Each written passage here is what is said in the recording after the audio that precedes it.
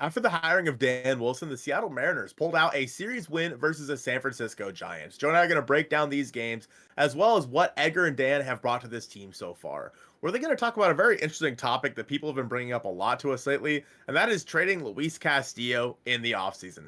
We'll tell you how Joe and I feel about it and break down whether or not we think it's a good idea. And we'll wrap it all up by talking about the Tampa Bay Rays series that starts today and the last series of this homestand. Thank you guys so much for watching episode 116 of the Hit It Here podcast, part of the Bleav network, available on all your podcasting platforms, including Apple Music, Spotify, etc. Be sure to give us a 5-star review. This is the Eric Heinrichsen episode of the podcast. Now, be sure to remember that name because at the end of this podcast, you might hear something similar. And I'm here with Joe. Joe, how we doing? I'm feeling good. I said it on stream before I think you got there. This is the best I've felt at one game over 500. Maybe arguably could be second place or maybe tied for first with the walk-off after the first game being one game over 500. But with all the other teams ahead of you in the wild card also losing before you finish, the Mariners finished their game against the Giants on Sunday. You caught up to at least 3 out of the 4 teams that you're chasing. Of course, the most important one being the Astros, who had not finished their game up against the Orioles as it stands as we're recording this right now, but feeling good. It was a good win overall. Brian Wu pitched excellently. The offense wasn't perfect, but they did enough. They were crafting and somehow creating runs as the game went on. There definitely could have been more than 4 scored in this one, but the Mariners get a series win, 2-1 in the Dan Wilson and Edgar Martinez era. People are saying a 666 or 667 win percentage, winning 2/3 of your games the rest of the way. That's over 20 wins at the end of it, Colton. That could be enough to get them in the playoffs. I know the Mariners' odds, I think, to win the division, according to ESPN, are like 14%. So not great odds, but you can find better odds with BetOnline. Thank you to BetOnline for being a sponsor for the Hit It Here podcast. BetOnline is the world's most trusted betting platform and your number one source for everything online sports betting. The end of the MLB season is right around the corner, so teams are definitely ramping up for the playoff push. And with that, also, the NFL season is approaching soon. Preseason has already started. New Seahawks head coach Mike Macdonald potentially leading the Seahawks to a great season. And you can find all the best online betting trends with BetOnline. They've got every stat, every matchup, and even live odds and spreads while the games are being played. Head to the website to get in on the action. Use promo code Bleav, that's BLEAV, for your 50% free bet credit on your first deposit up to $250. BetOnline. The game starts here. Moving to 12-1 on the City Connects on Friday nights. It was not looking like that was going to be the case for the large part of the first game under Dan Wilson in this one, Colton. Mariners were held to 1 run through 7 innings. Had plenty of chances, just could not get it done.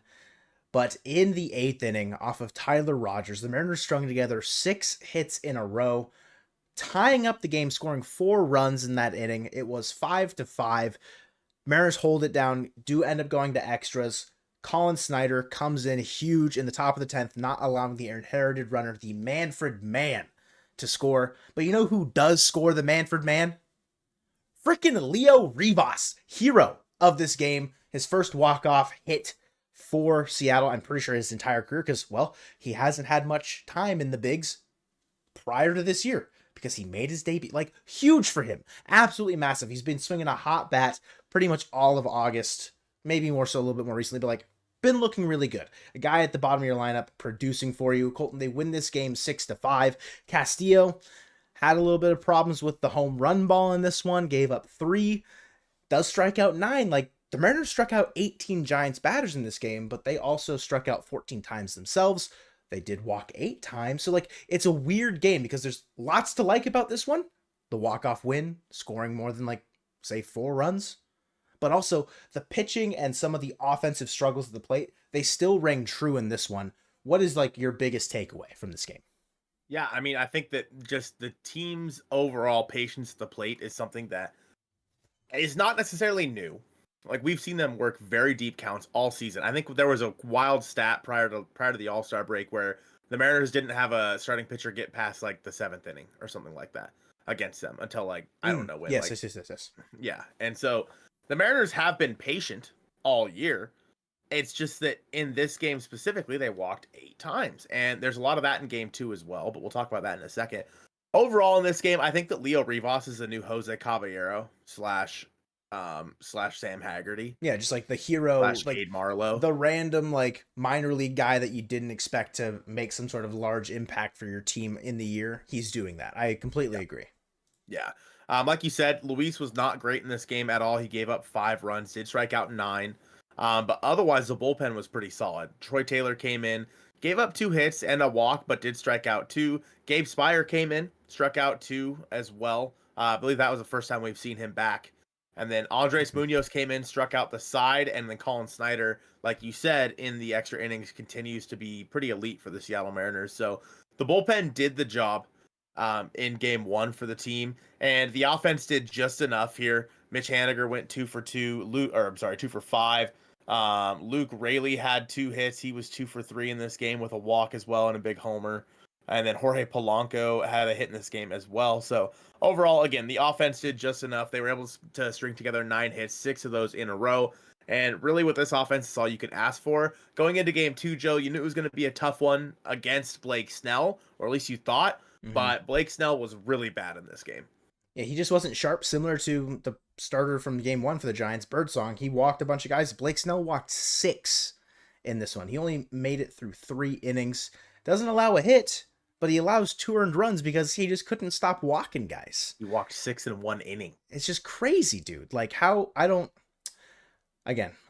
sat here for a reason. He gets paid millions of dollars to do what he does, but damn. That quite an incredible feat from a guy who threw a no-hitter, 2 weeks ago?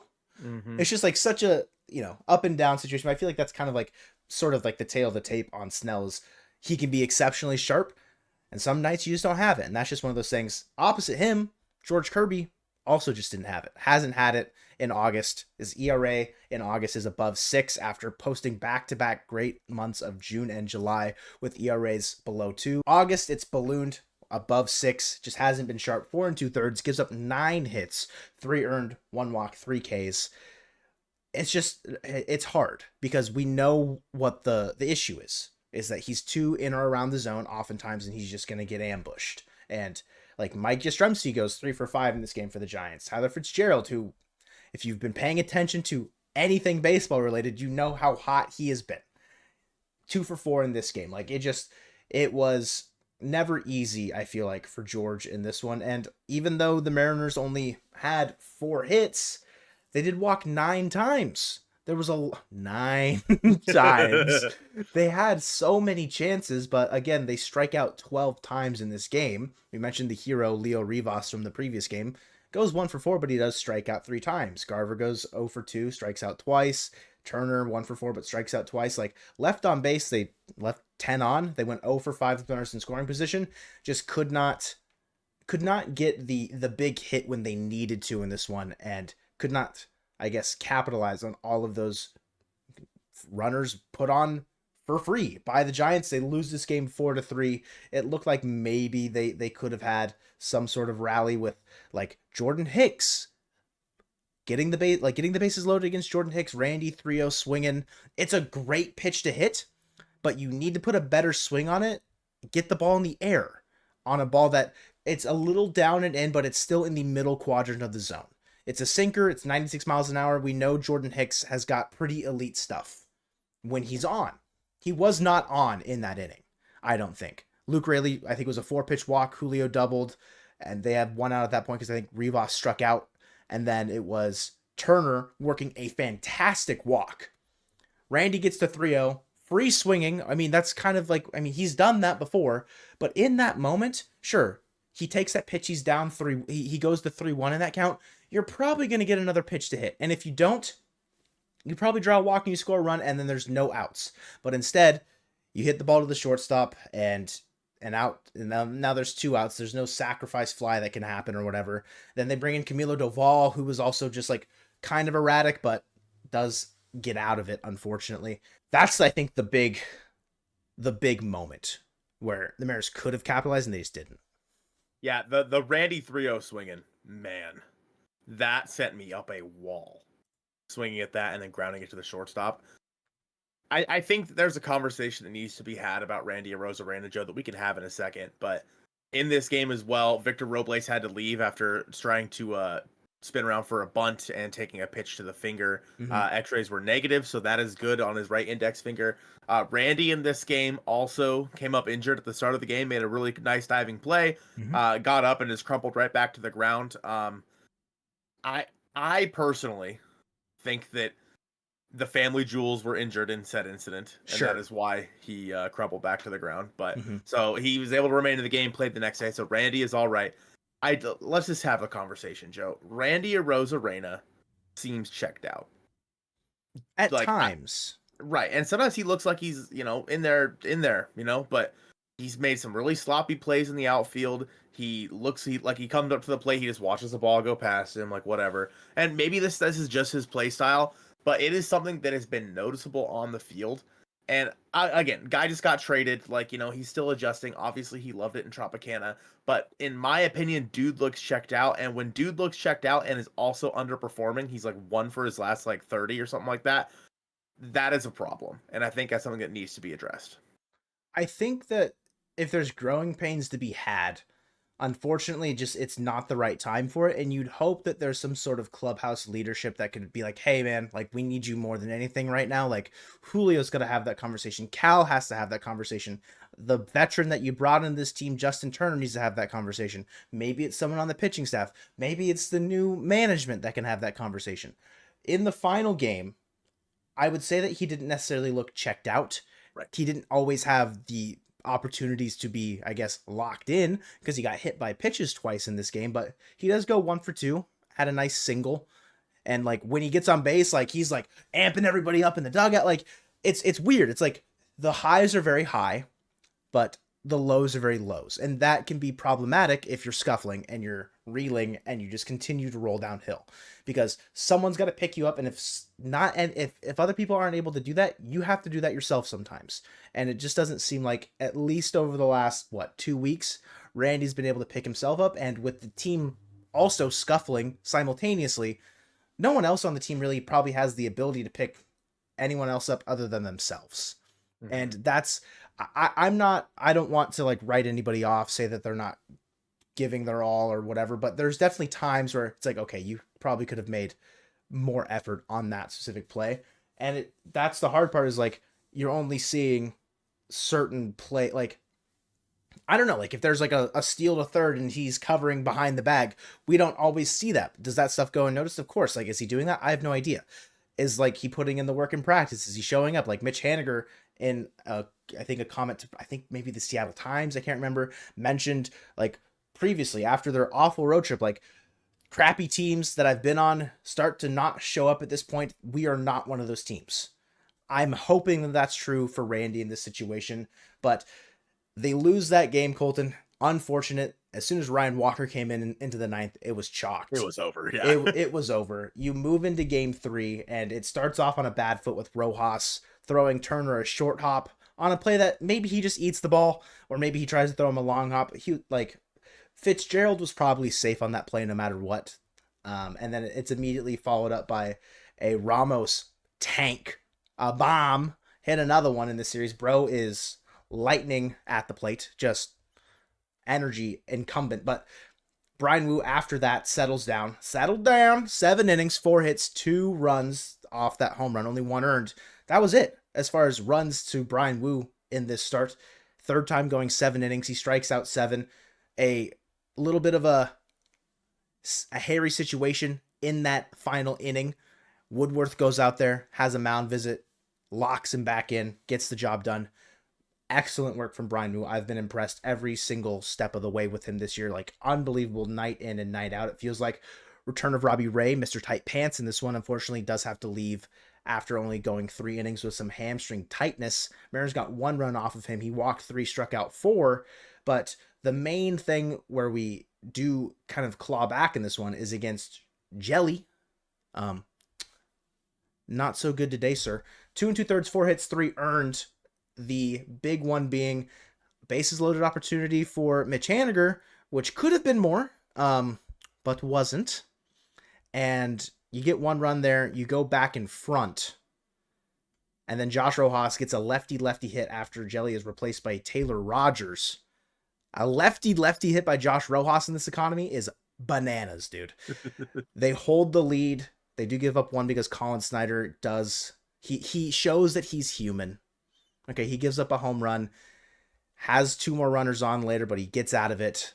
Absolute bulldog mentality. Like, he is jazzed every single time he gets out of a tough situation. I know you probably didn't have a great chance to watch this game, but beyond what I've said, is there anything else that really stands out to you in this game?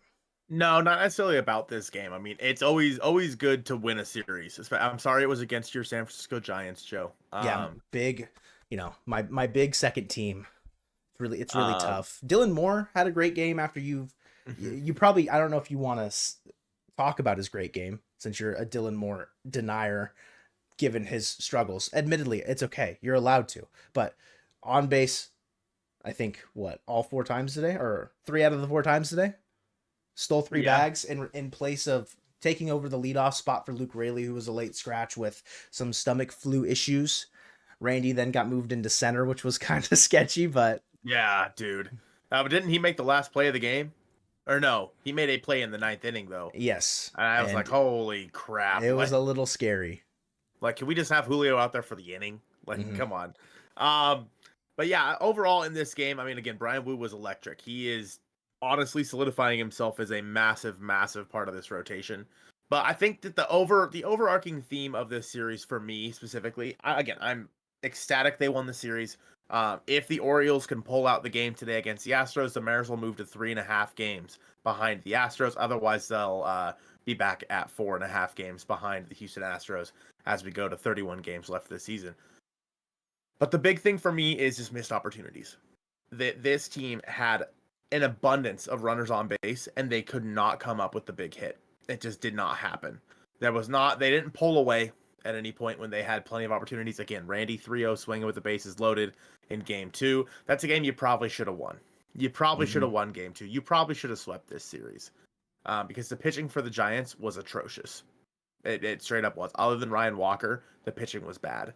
And overall, I think it doesn't necessarily matter when you win the series, but at the same time, maybe it's a good sign because before they weren't even getting opportunities. So Sure. maybe there is a silver lining here.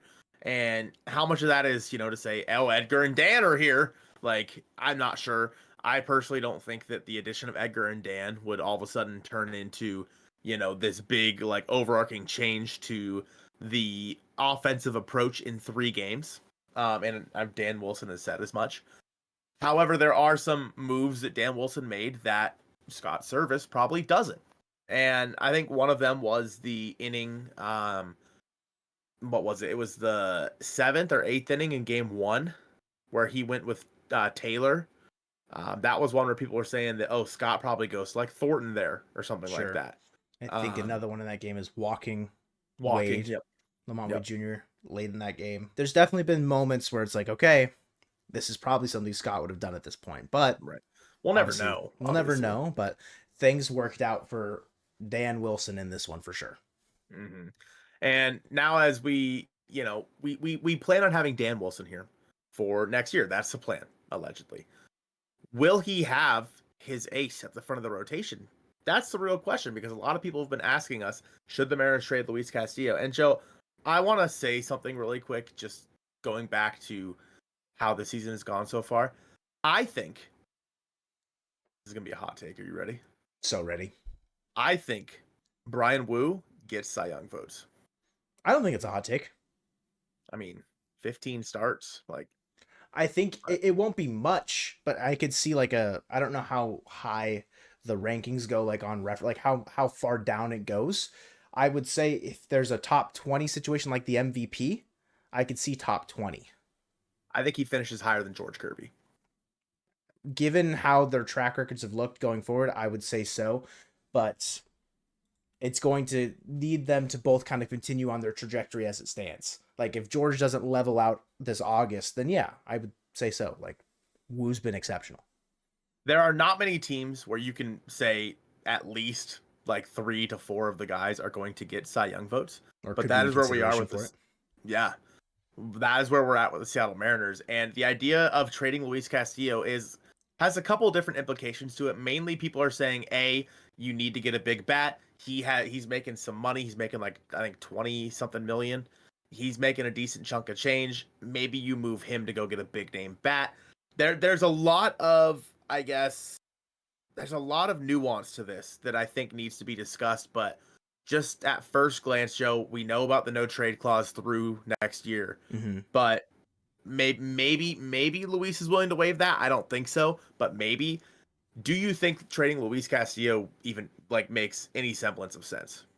I think in a vacuum, it can, because the idea in principle is you trade a good starter for a good bat. Something that a lot of people have been clamoring for the Mariners to do for a while is like, yes, they've got an abundance of great starting pitching. Do they really need 5 excellent starting pitchers? Could you not run out Emerson Hancock there every 5 days and be okay and supplement your offense in some way by like trading one of your like outstanding starting pitchers? Of course.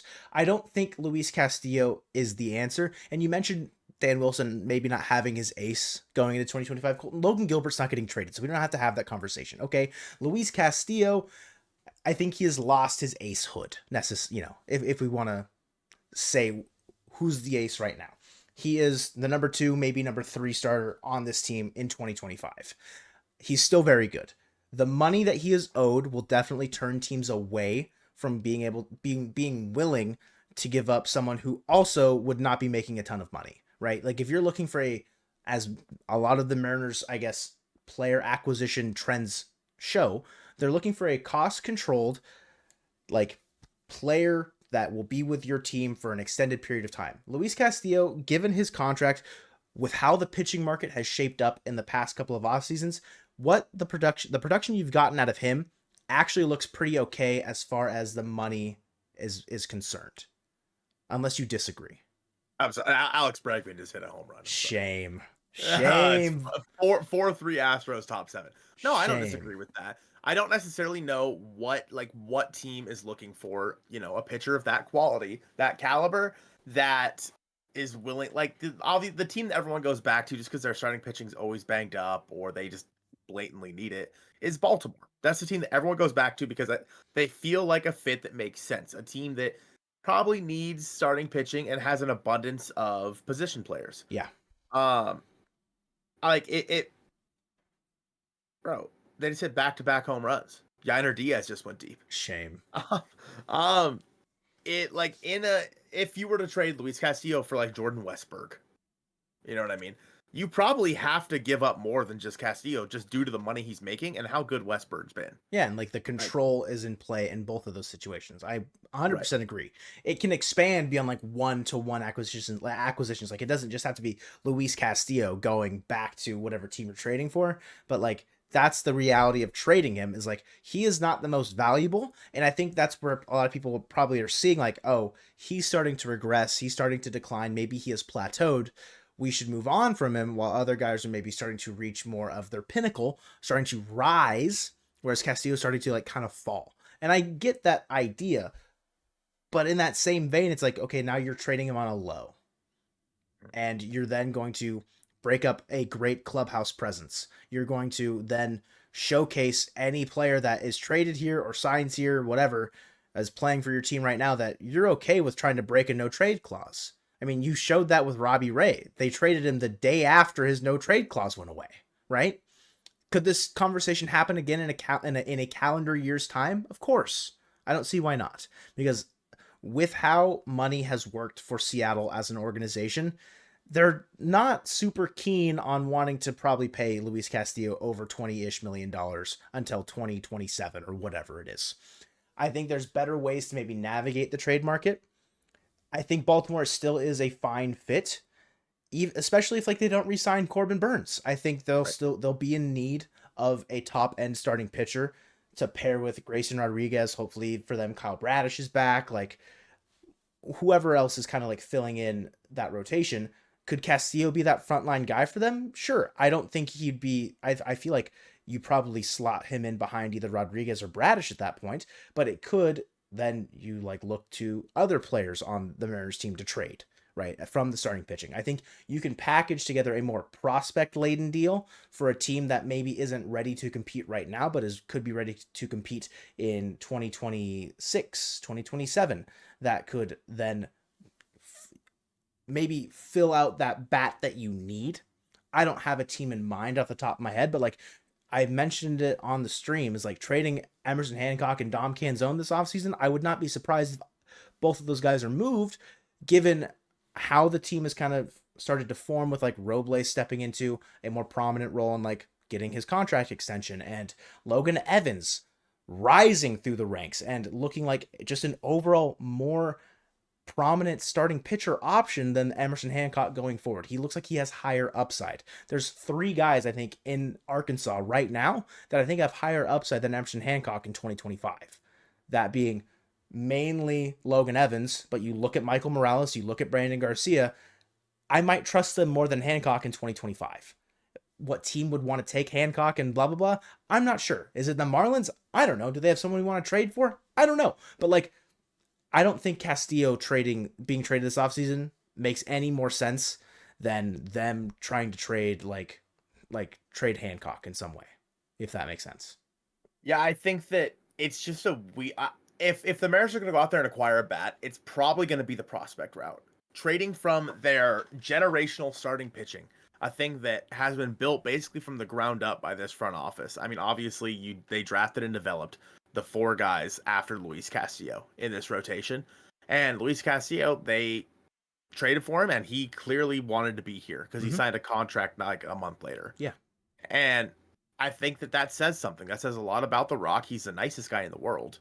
Like, and he truly is a leader in that rotation. Like, he might not be the best pitcher, but he's the longest tenured. He is a leader in a way that I think for the rest of the rotation is a guy that kind of can look up to. He's the Rock for a reason. He is generally pretty consistent. He's having his worst year with in Seattle 2024. Like, this is career.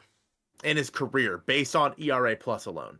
Based on ERA plus alone, he's at a 103. Other than 2018, I guess 2018 was his worst year. He made 31 starts. He had a 97. But yeah, so his worst career, so year of his career so far, he has a 3.66 ERA. Like, that's really good still. It's not, it's not bad by any means. Like, I would equate, what did you say his ERA plus was? 103. Yeah, it's Robbie Ray in 2022. He had a 100 ERA plus after you signed him. It's not exactly maybe what you expected, but it's serviceable. It's a league average pitcher that is going to be an innings eater for you and give you a good clubhouse presence. Is that worth like the $20+ million? That's a different question. How does the front office feel about that? Probably not great, but I don't think there's a good way to get out from underneath it, and I don't think they necessarily need to either. Like, you've got 2 guys in Wu and Miller who probably could pass Castillo as far as performance is concerned next year. Wu's done it already. He has looked I don't know what the ERA plus is.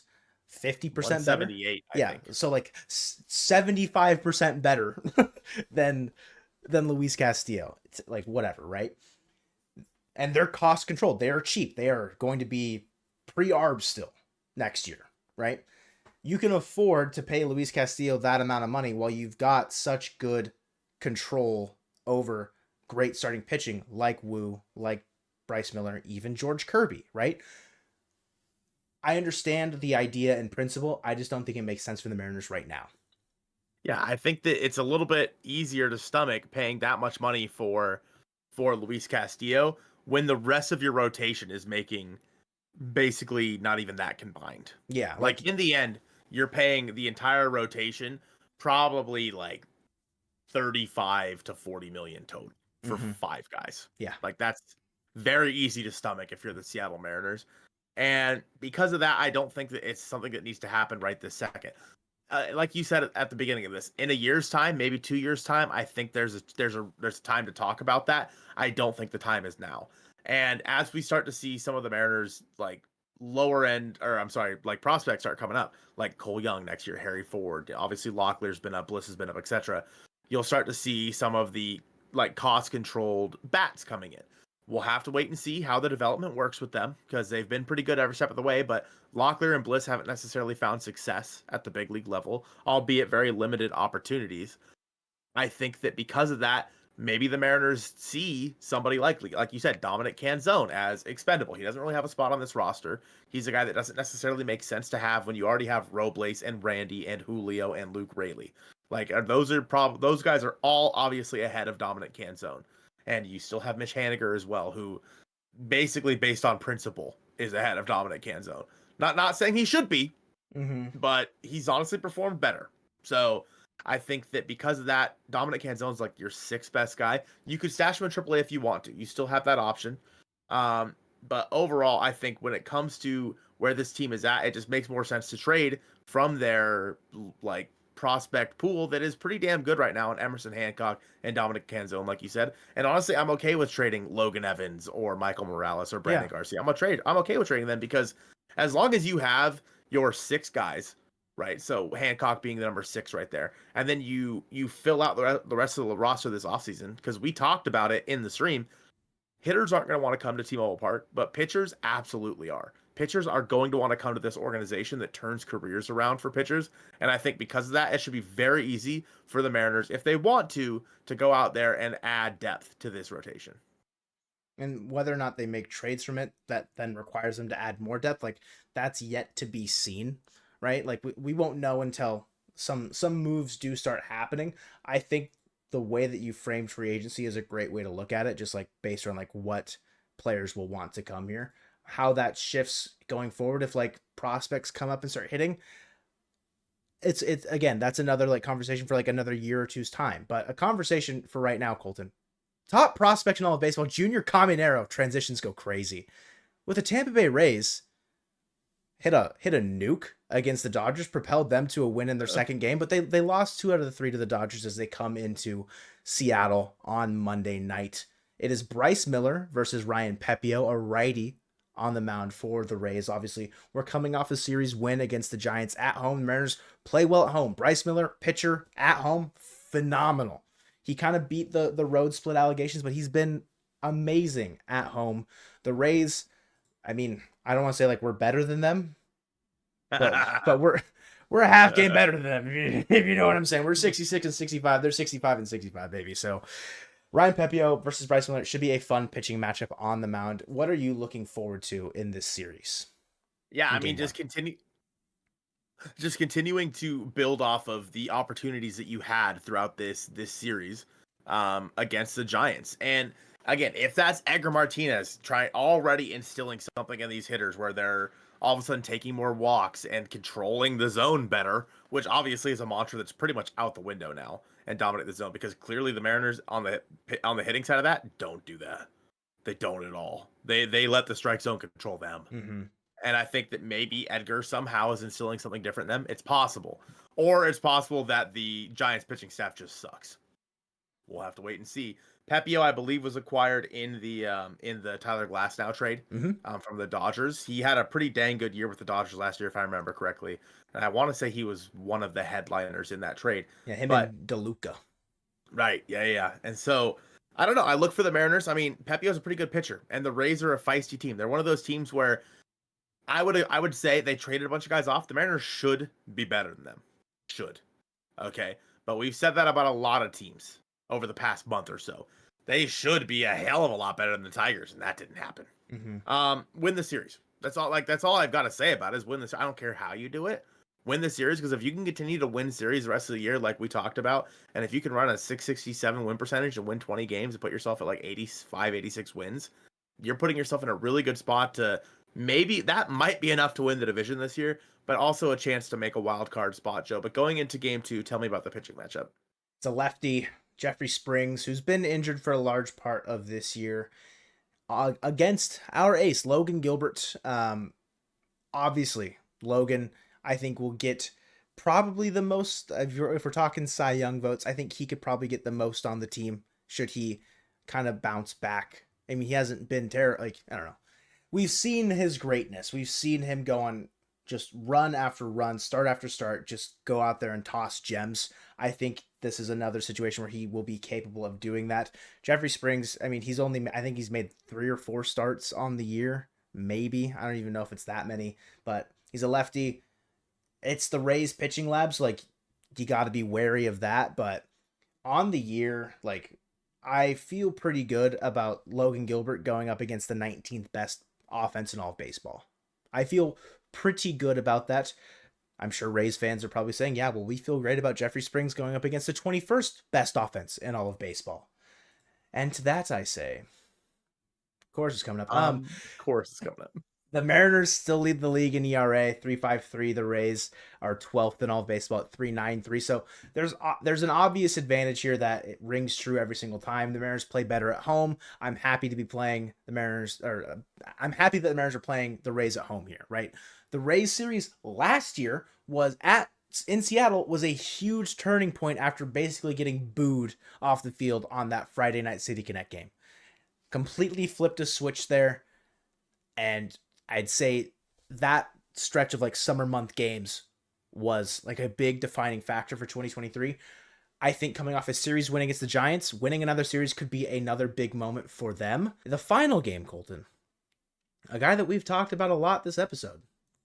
It's The Rock up against TBD, according to MLB.com.